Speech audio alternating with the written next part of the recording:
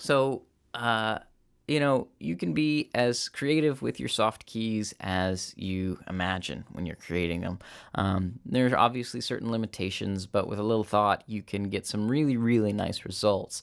All of these documents that are below are on the Avid website, but I'll go ahead and create a single knowledge base article with them all in it, which will be referenced in the archived version of this talk. So really just wait till you get the email, and you'll have a link to all of these guys.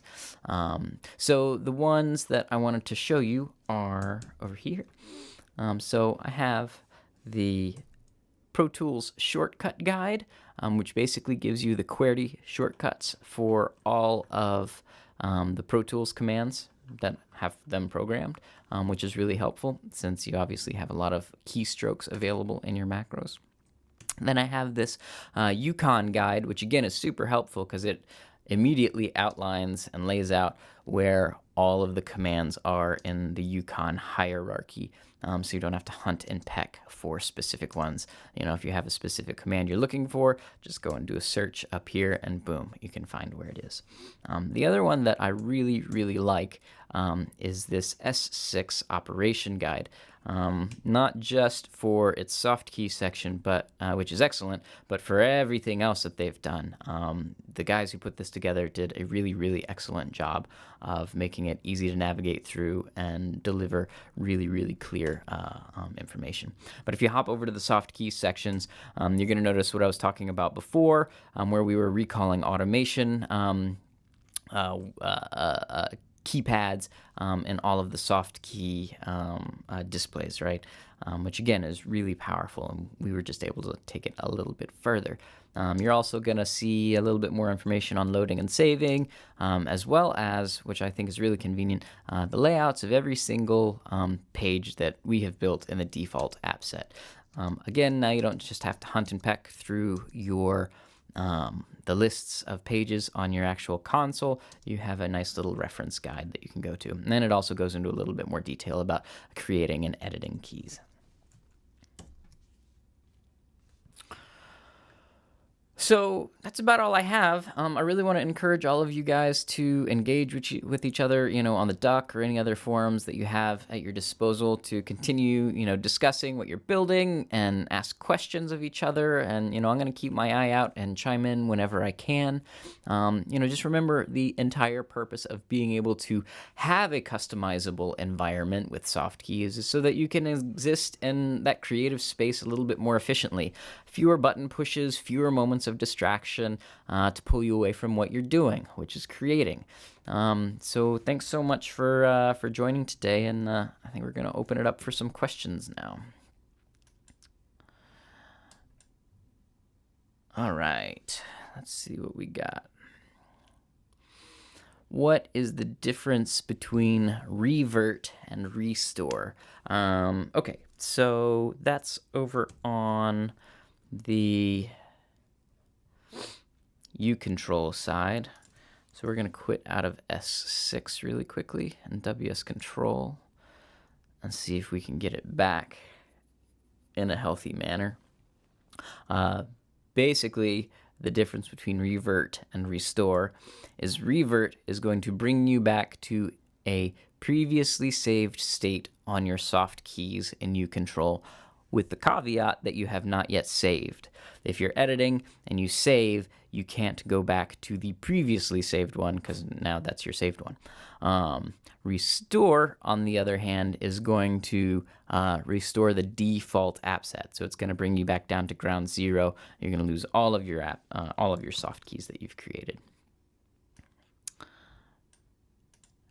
Yeah, and you're going to notice they're not available until you come over here and actually start editing on something. And once you've kind of started editing, you're going to notice that these two become available. And you'll see the little asterisks over here. Yeah. Let's see what else we got. can I copy and paste? Unfortunately, you can't. There's not a way to copy and paste between either pages or between XML files if you're going, from S3 to S6 or something like that. So what a lot of people do is they just write down the text and have it, displayed, in an Evernote or just in a note somewhere. So if you need to go recreate it, you can go recreate it. So sometimes I lose my Eucon commands while I'm building soft keys. What gives? I spoke a little bit about this previously, and we'll look at it again really quickly. So let's just go over here to page 5. Oh, that's a bummer. That's a total bummer. So let's just go over here to page 5. So you'll notice if I go to build something here, I don't have any commands. It's because my last application that I was focused on was not Pro Tools. Or I guess it was. It was a terrible example. Let me just hop back over to, let's just hop over to, say, preview, right? And now we're going to go back to uControl. And you're going to notice I have no Eucon commands anymore, right? They're all gone. I'm pretty sure this is what you're referencing.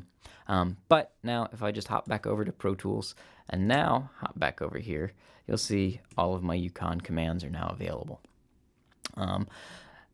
Easy way to tell is whether or not this application list right here is still looking at the Pro Tools XML. A really good gotcha, however, is if under the Assign tab, you have locked the entire surface or transport to the surface or to the Pro Tools XML. It's really great because you can hop around between other applications and your surface doesn't change, but what you are programming, your soft keys will. The trick is that this doesn't change either because it's locked to the Pro Tools 12 XML. But once you hop into the editor, it's not looking at the right place. So realistically, all you need to do is hop over to Pro Tools and hop back, and you'll have all of your Eucon commands. Can I build in pauses?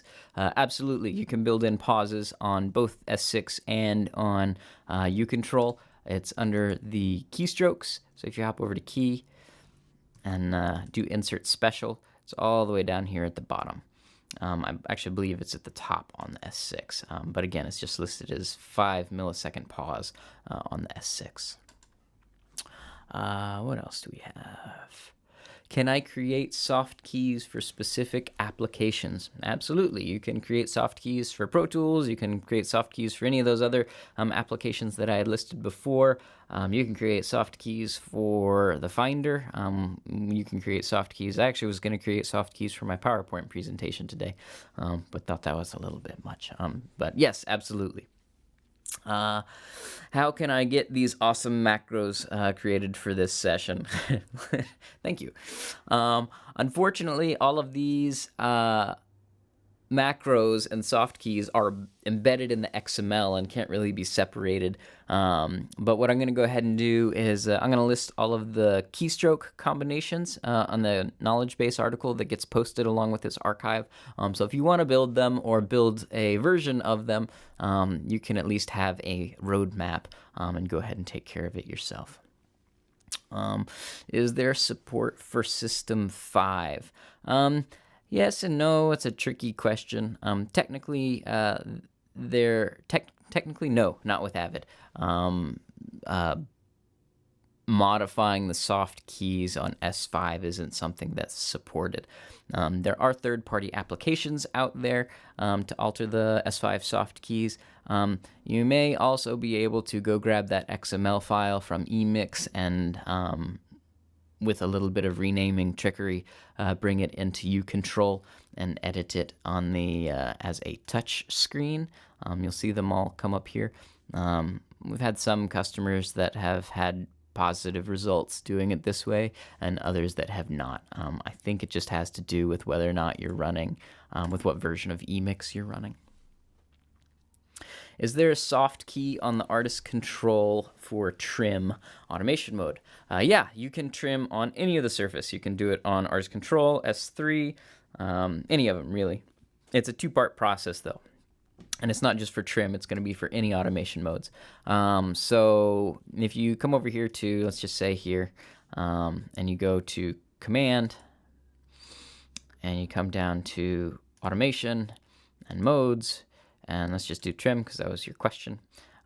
When I just select trim, the software needs a second part. It needs to know who I'm putting into trim, right? So if you just build trim like this, when you depress it on your surface, you just need to go hit select on the faders that you want to put into trim.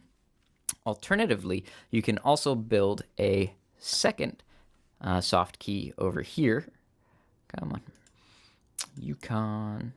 And if you come down here to, not OS modifiers, yeah, to global down here, and do either do to selected or do to all.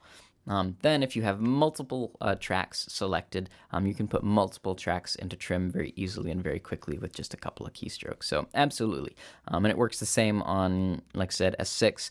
It works the same on the S3, mix, control, any of the above, right? Can the S6 and S3 share soft keys or share saved soft keys? No, there's not. There's not a way to bring any soft keys across surfaces like that, since they're built for specific locations. You know, like we were building soft keys on the S3 before in the view columns. There wouldn't be any place or way to translate these, you know, over onto an S6 or even onto another location of the S3.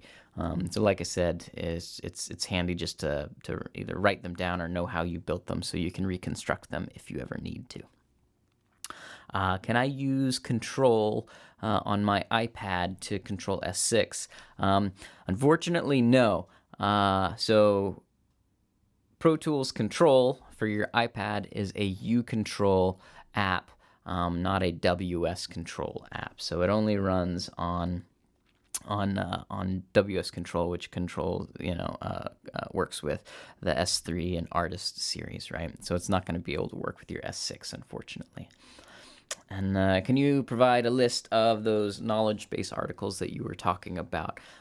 Yes, I will. Again, once you go take a look at the archive of this, it's going to be all listed there. So you should just be able to go grab them, and we'll be updating them as needed. Let's see. So that's it. That's all the questions we have for today. I think that's going to do it for me. Thanks a lot for watching. Thanks a lot for taking a little bit of time out of your day. I really hope that you found some of this information interesting and informative, and maybe even picked up a tip or trick or two. Before we go, I just wanted to share a couple little bits of additional information related to some Pro Tools training options. If you found today's sessions useful, we'd also like to suggest maybe a little bit of additional training to help you be even more successful with Pro Tools. For those who like self-study and are maybe a little bit new to Pro Tools, we have a Pro Tools 101 Introduction to Pro Tools courseware on the Avid web store, available as either a printed book or a downloadable ebook. The first course is this is the first course in a series of 100, 200, and 300 level courses, are all for those looking to gain user operation and expert certifications in Pro Tools. Classes are also available at learning partners at over 500 locations worldwide. If you just go check out a learning partner near you at the Avid website, www.avid.com/support/training/find-a-partner. For those looking for technical certification, as an Avid Certified Support Representative, ACSR, we also offer the Pro Tools 400 ACR Pro Tools Systems course at Avid regional offices. It's a blended course that has 3 days of self-paced online content, followed by 2 days of intensive hands-on instruction with installation, upgrades, and troubleshooting techniques of Pro Tools systems. I actually highly recommend this one. It's a really, really solid course.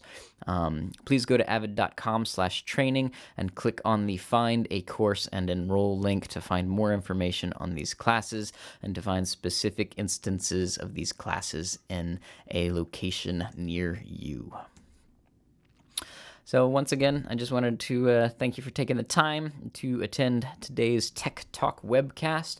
Hope you found this information valuable and useful. Please visit the Tech Talk registration page to register for additional Tech Talk sessions. New sessions are going to be posted regularly, so please check back often. Please feel free to send questions or comments or any feedback, really, on today's session to customer.care@avid.com. That's customer.care@avid.com. So thanks for your interest in the Avid Tech Talk webcast series, and we'll see you next time.